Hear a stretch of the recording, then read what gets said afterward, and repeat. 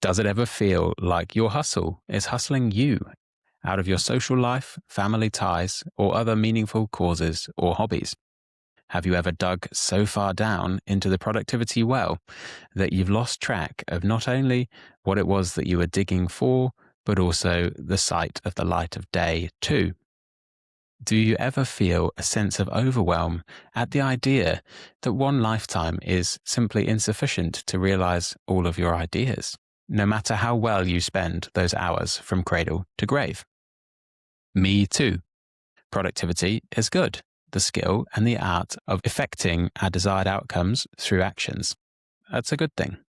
Hustle pulls us up from the sofa and gets us moving, doing, and contributing. Acting in pursuit of our dreams might be one of the most meaningful and satisfying endeavors we can undertake, but there are risks and pitfalls. There are lines in the sand, murky and hard to decipher, beyond which more productivity becomes potentially burdensome or irksome, or something that isolates and disconnects us from those we wish we were better connected to. As I, and many before me, like to say, man's reach always exceeds his grasp. However, this episode of Signal Over Noise is all about another related phenomenon. Many of us are better at building cages and whips in our minds with which to box ourselves in and metaphorically lash ourselves with than we are at building out our dreams and aspirations in reality. No matter how much progress we make towards our goals, we're simply too good at moving the goalposts, dreaming bigger, and beating ourselves up for failing to maintain our ever more lofty expectations. We humans are not built for contentment. Our colonization of all the continents and relentless thirst for technological innovation would not have been possible if we were. To want more than we have is commonplace amongst our kind. To strive and reach for it is laudable. To curse ourselves for not being there yet is, hopefully, something we can do something about. To help us in that pursuit, Sam will be reviewing Meditations for Mortals by Oliver Burkeman, who, so far as I can tell, is either a recovering productivity masochist or just a really smart productivity bro who figured out he could make money selling books to other productivity bros, suggesting that they chill out. In doing so, he would win twice, first by selling them books, and second by sitting his competition down. This would be a super cynical read on Oliver and his intentions, and not one I believe even slightly, else we wouldn't be reviewing his book for you right now. Sam, take it away. Right. Firstly, to address the elephant in the room, Mr. Burkeman seems like a pretty good guy. He writes for The Guardian. I try to think what his kind of a MO is, really. I think he's written a series of books actually on productivity at this point. This particular one, his core idea is that we're not project managers of our lives. We're kayakers on a river. And the goal was never to control the current, but to paddle well through it. And everything else flows from there. The book itself feels like an antidote to hustle culture. There's nothing wrong with hustling hard to get what you want from life, but you shouldn't beat yourself up if you aren't where you want to be yet. You shouldn't treat every distraction as if it's one more thing stopping you from getting you where you want to be. Okay, so I read the book. It was a really nice read, actually. Oliver Burkeman, he narrates the book himself as well for the Audible. So going through that and getting his take on everything was awesome. There's a lot of interesting anecdotes and stories. I've actually pulled out my favorite parts and added my own personal anecdotes or stories to not ruin the book for you, dear listener. Just add in that the book as well is not that long, just like his previous book, 4,000 Weeks. It's a productivity kind of self-help book that doesn't have that ironic kick in the tail of being 25 hours of how to get shit done in an hour. It's short, snappy, and really, really good read. But anyway, back to you with your key takeaways. Yeah, nice. So I guess the other thing as well is if you were intending to read the book itself is that it's set out really nicely in a way where it's not going to absorb all of your time as you read it. It's set out actually as 4 weeks one chapter a day. Chapters are about anywhere between 5 and 10 minutes long. And one idea just to think about and implement in your life. So another nice way of like being like not not having a long homework list of things to take home. To attempt to do all at once. Instead, just do one per day for 4 weeks and see where it gets you. So yeah. Anyway, without further ado, Berkman's first point that I pulled out, at least, was that quantity goals crush perfectionism. So, in a famous pottery study, set A, students were asked to make 100 pots, and set B were asked to make just one perfect pot. And it turned out that that group of students who were asked to produce that 100 pots were actually, by a certain point in time, they were actually producing higher quality pots than that person just focusing on a single individual pot. The idea being that through the repetition, then you will be able to learn and be able to improve things where, like in the opposite way around, if you're just like solely focused and kind of transfixed on creating the one perfect thing, you'll possibly never get there. I think, what's his name? Mr. Beast. There's a quote from an interview where he says, I'm happy to give people advice and support when they're trying to grow their YouTube channels, but I'm not happy to give them any kind of advice or time until they've created at least 100 videos. The idea being that that being his quantity goal that he's setting for people to kind of like reach out to him for mentorship or for his opinions on their own channels, just because they haven't done the reps before to improve where they should be naturally. Okay, so perfectionism isn't about high standards. It's actually avoidance dressed up in respectable clothing. He talks about how a quantity goal can short circuit your inner critic. Thinking about that pottery study, you're probably not thinking, okay, for pot 1, 2, 3, is this pot perfect? You're just learning and improving every time as you go. And then eventually you're going to get to a point where the quality supersedes anything further down the line. So you're not going to be precious about a particular pot and in there. You're just going to get it out, create it, and see what it looks like as you go and how they might improve. Now, this can apply to many different fields. It can apply to writing, podcasting, any kind of creative work, business ideas, effectively anything where a blank page is the enemy. So for this, just remember that quantity goals are input based. You're setting yourself a goal which says, I'm going to write X amount of pages. I'm going to record X amount of podcasts. I'm going to write a list of different business ideas and critique them all. But anyway, all of that is to say, they must be focused on the input. 1 hour per night, 5 pages of writing, 10 outreach messages versus what the outcome is. Things like, I want X million dollars, X million followers, or whatever. They help us to limit our perfectionist tendencies just to get things down on paper. Now, for my favorite example of this, it's not from the book. Airbnb has something called the 11-star experience. Okay.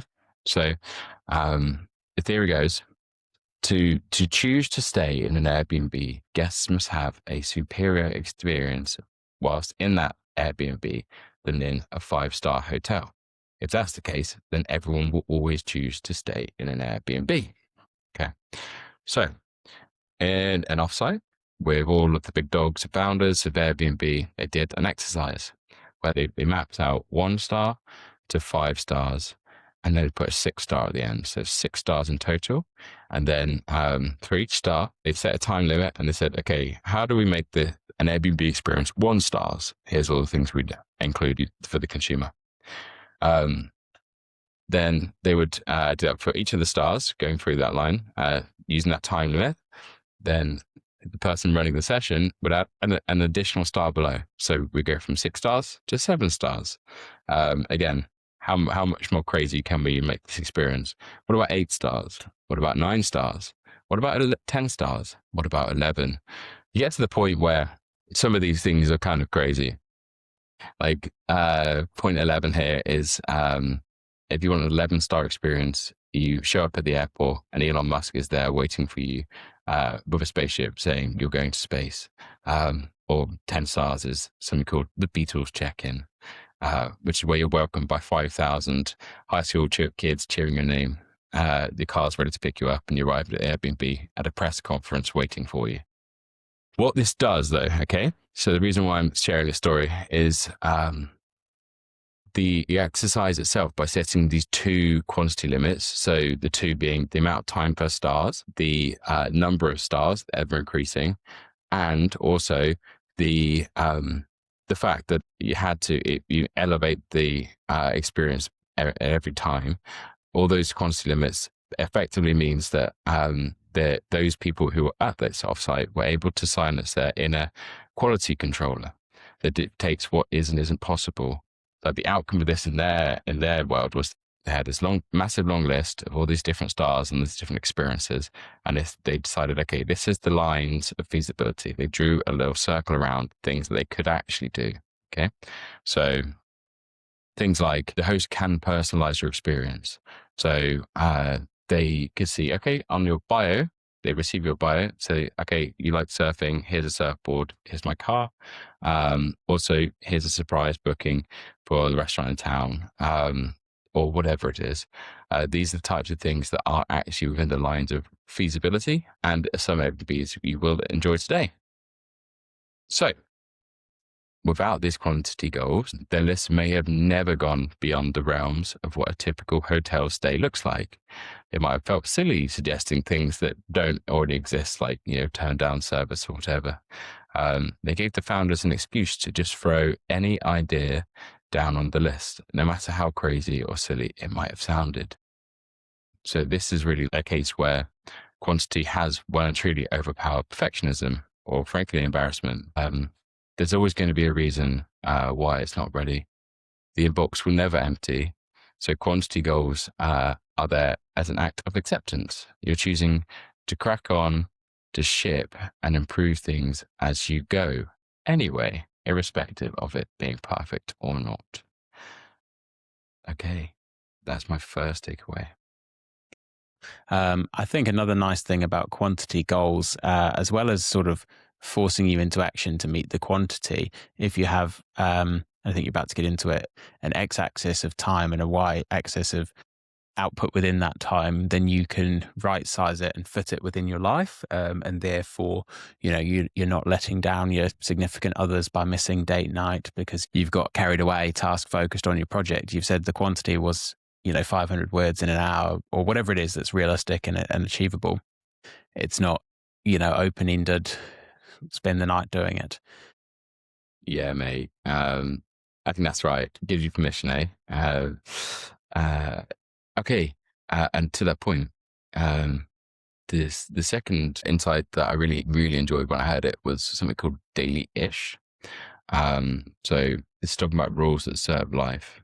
So a rule you abandon after one miss isn't a rule, it's a trap. Okay.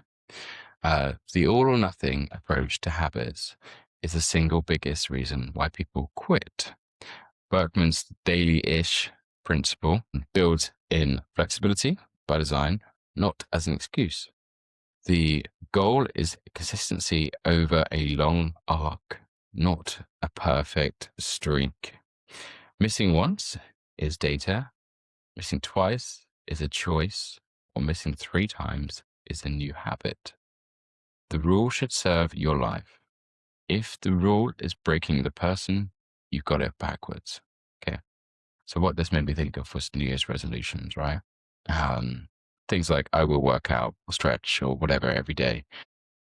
And then the day when you break it, or, maybe you say, I'm going to do it 4 days a week, and you do it 3 days, or whatever your resolution is, you start to kind of like go have this inner talk with yourself. It's like, okay, you start beating yourself up and saying, okay, I'm never going to be that person who gets fit. What daily-ish means is instead of focusing on that, perhaps that's fine. Like maybe you're sick, maybe you can't make it to the gym. You shouldn't be hard on yourself. He talks about how we are always waiting until we're the polished, sorted, perfect version of ourselves. how we want to be the captain of a super yacht, not the kayaker wading through the current of life. The reality is, though, we aren't perfect.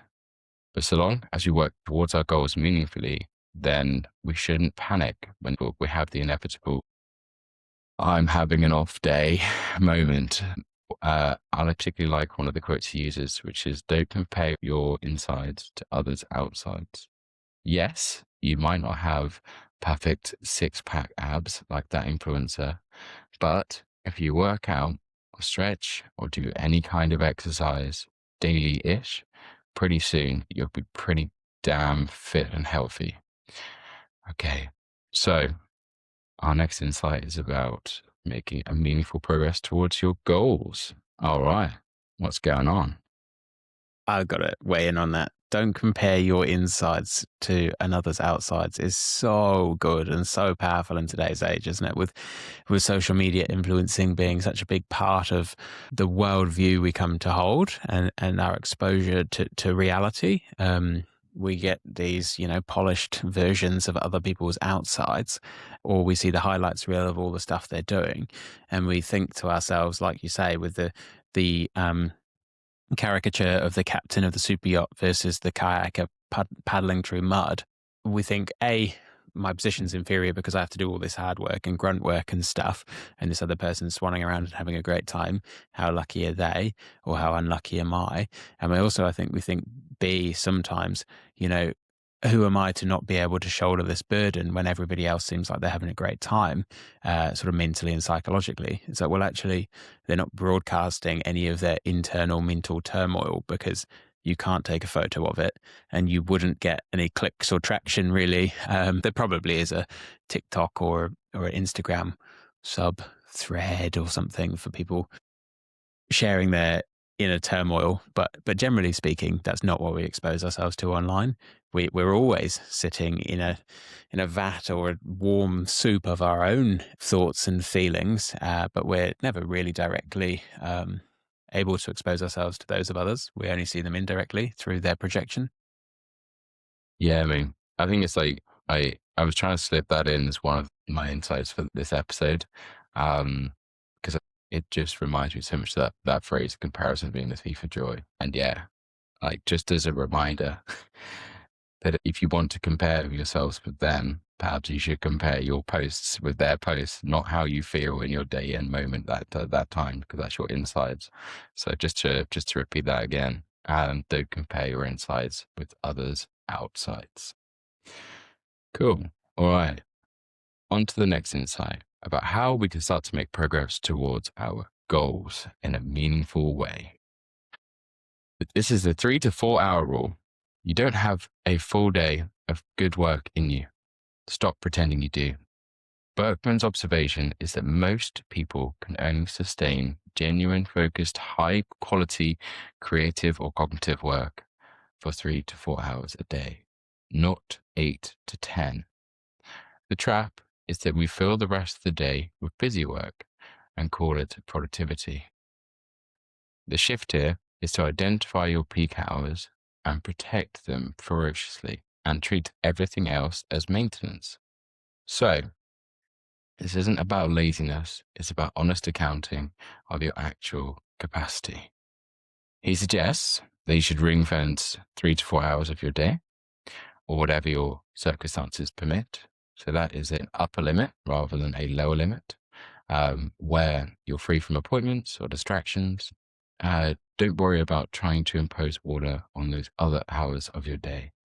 The idea being here that it spares you from spending most of your day in a defensive posture, braced against emails and distractions.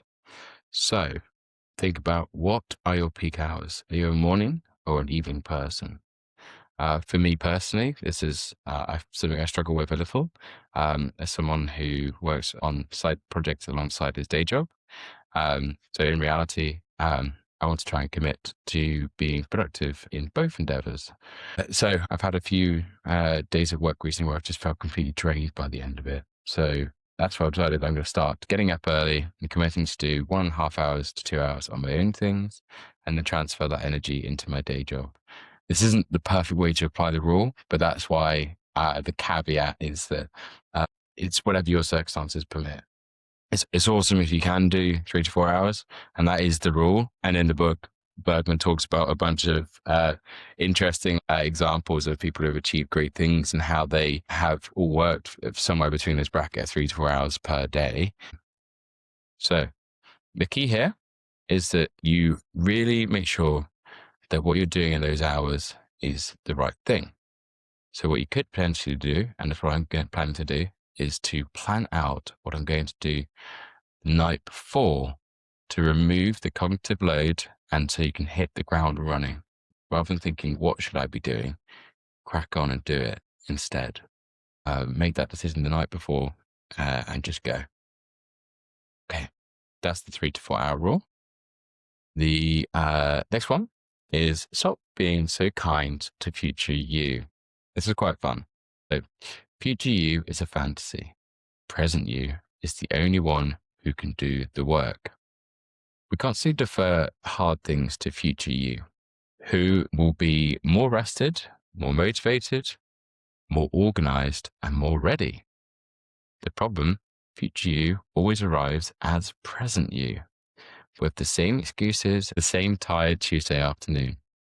Berkman's point is that every time you kick something to future you, you're borrowing against a self that doesn't exist yet. It isn't about being harsh on yourself, but it's about being honest. Present you is the only version of you that will ever be real. So he talks about how this means you get to pursue your goals and feel alive and absorbed whilst pursuing them instead of postponing that feeling until when and if they're achieved. Okay. So just to remind you to stop being so kind to future you. All right. As someone who's highly ambitious, this is something I feel myself grappling with. I suspect any listener would feel the same way.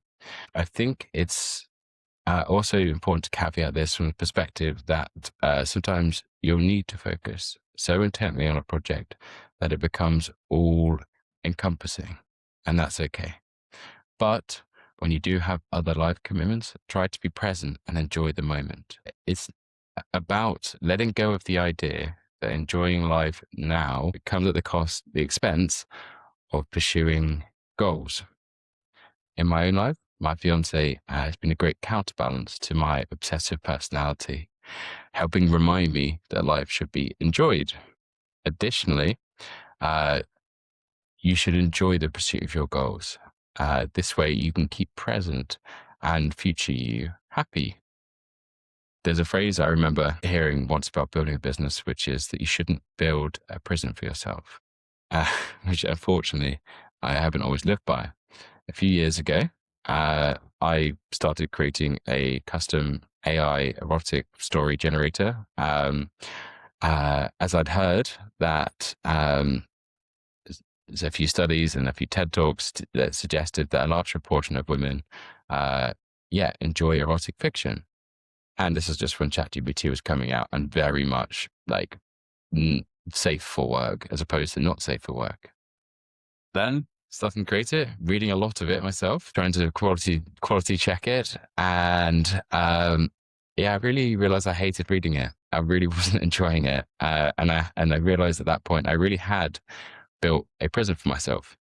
So why is that relevant to this particular rule? Well, I was imagining a moment where I'm making a heck of a lot of money doing this, and future me was going to be really happy with present me. However, present me really hated it. And I realized that I had actually built my prison for myself at this point, because I was not enjoying constantly reading erotic literature. Sadly, that doesn't float my boat. So needless to say, I stopped. And since then, I've been more guarded and intentional about my endeavors and the projects I choose to pursue, allowing present me to enjoy the pursuit of business goals rather than dreaming about the outcome for future me. Okay, so Yeah, right. Just sort of wrecking my heads around that. So stop being so kind to future you. The way that I'm thinking about it is actually, is it stop rubbing current you's face in the mud in the hopes that it will appease an imagined future you? And or is it a little bit stop flattering future you to say that they're going to be sort of better at delayed gratification, more able to turn their shoulder to push into the grindstone and go and do hard things than you are? Is it partly don't just absolutely jettison the idea of looking out for present you and put the needs and wants of imagined future you ahead of them? And is it also partly don't imagine that future you is going to be better equipped in terms of willpower, mental fortitude and stuff than you are, because future you probably is pretty similar to you, just a little bit more gnarled, old and wizened, and therefore probably a little bit slower and shorter and fatter as well. Like, I don't know, give them a break. By giving yourself a break and do something that present you wants that seems to align with what future you might want.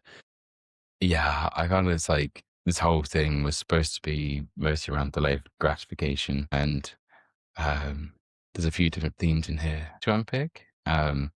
Firstly, it was like, okay, stop just trying to postpone life, which is a big important factor. Like, I think it's fine to do that. Like, it absolutely is. If you're aware of it and you're cognizant of it, and you might say, okay, this is the chapter in my life where I'm going to be flat out. I'm going to be working 20 hours. Well, maybe that's crazy. 16-hour days. I'm probably not going to socialize for the next 6 months or whatever. So there is a slight counter to this. Somebody mentioned to me, and they'd had this in a podcast, which was an author who'd been writing a book, and she'd said, okay, I told my husband that he's going to have to step up in the household. They agreed this for 6 months while she finished writing her book. And she became very absorbed in that. And that's fine, because frankly, some goals are always going to require you to put in a proper graft. So that's fine. However, generally speaking, as your MO, perhaps it's worth just reminding ourselves that future you is a fantasy, and present you is the only version of you that will ever present itself. So just be kinder to present you, enjoy life as present you, but also make sure that when you are pursuing any goals, your present you is enjoying them as much as a potential future you, because future you will never present itself. Yeah, and I guess related to that, and maybe circling around to a previous point that Oliver through you has made about having 3 or 4 hours of good, solid, creative, cognitive work capacity, and about having these quantity goals. Maybe if you can't make the task fun, the task that needs doing to satisfy future you, or to build your empire, or to get your time sensitive product or project over the line, then if that's a quantity goal and that's 2 hours of your day, and then you're giving away 8 hours to the best of you to selling it to your employer, which is what many of us have to do, then you could really lather on the being kind to present you with whatever it is that floats your boat in another 2-hour block. Absolutely, mate. That's a good show. Nice. So does that mark your fourth and final key takeaway from Oliver Burkeman's Meditations for Mortals, Sam? It does. So just to recap, I just reread those 4. So firstly is quantity goals, crush perfectionism. Number 2 is daily-ish. I talk about rules that serve life, just daily-ish. It's the important part. The others, so the 3 to 4 hour rule. So that's when you're the most creative and that's your most productive. And the 4th one is stop being so kind to future you. So, summed up, let me sum this up. You'll never get on top of everything. That was never the deal. So do your best work in the hours you have. Ship imperfect things. Stop deferring to a future self who won't show up. any more prepared than you are today. And be a little more forgiving of yourself when life interrupts that plan. Okay. So, any take homes from me, please, Mr. Doctor? Yeah, brilliant. So obviously I missed the point where I was supposed to use our line we use all the time. Any damned fool can make it complicated. Thank you for making that simple for me. So yeah, take homes. I guess I was just reading through your script for the episode and thinking, how could I put this into work? And like you say, Oliver Burkeman himself provides daily work practices in which you can integrate all of his great ideas into your life. So I've tried to swerve those and come up with some of my own. I was going to go for a lovely rule of 3, but I ended up writing 4.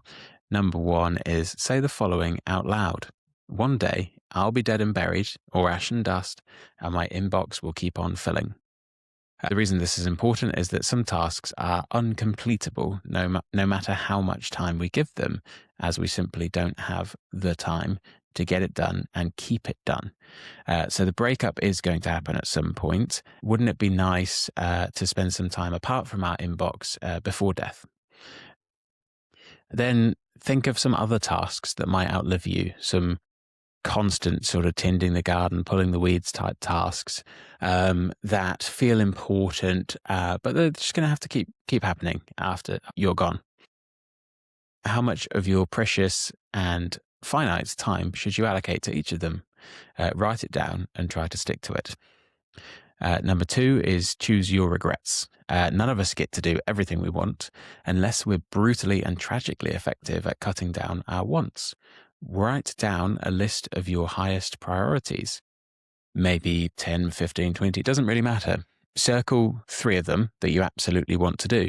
Go ahead and figure out a way to start one by one ticking them off. Then pick 3 that you can make do without. Circle them and move forward without pursuing them even a little bit. View this as a choice to prioritize and get the most important stuff done well.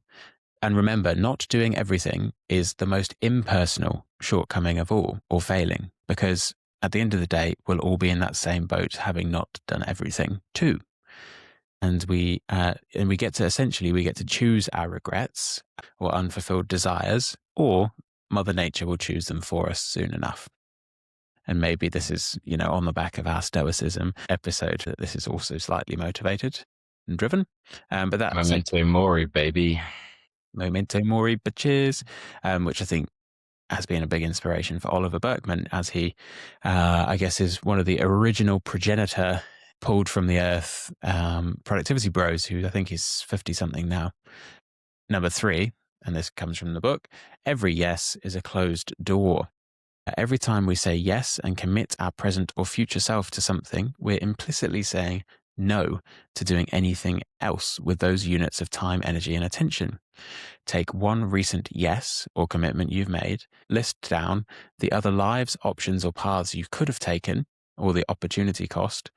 Look at that page, take it all in, and then reaffirm your previous commitment or that yes in the knowledge of what potentialities you've lost by saying yes. Say yes boldly and proudly. Once you've made your choice, own it and go with it. And 4, it's the finite done list. Days tend to get away from us, so to speak. So be realistic about this at the outset. When drawing up your plan of attack, make it doable. List no more than 5 tasks, of which only maybe 2 of them should be open-ended and complex. And assume that you'll struggle to get them all done. Rank them in order of which you'll be able to forgive yourself for not getting done. Flip the list around and crack on. And then the important thing that separates a done list from a to-do list is that you make a celebration of striking it off rather than just quick check through and then move on to the next thing. Celebrate the dones. The goal is not always to finish the list, though that would be great. It's to face up to our finitude without punishing ourselves for it. Sam, you going to bring this one into land? Lovely stuff. All right. So just to recap on the book, you'll never get on top of everything. That was never the deal. So do your best work in the hours you actually have. Ship imperfect things Stop deferring to future self, who won't show up any more prepared than you are today. I'm a little more forgiving of yourself when life interrupts the plan. On that, go out there and crush it, guys. Be well and do good.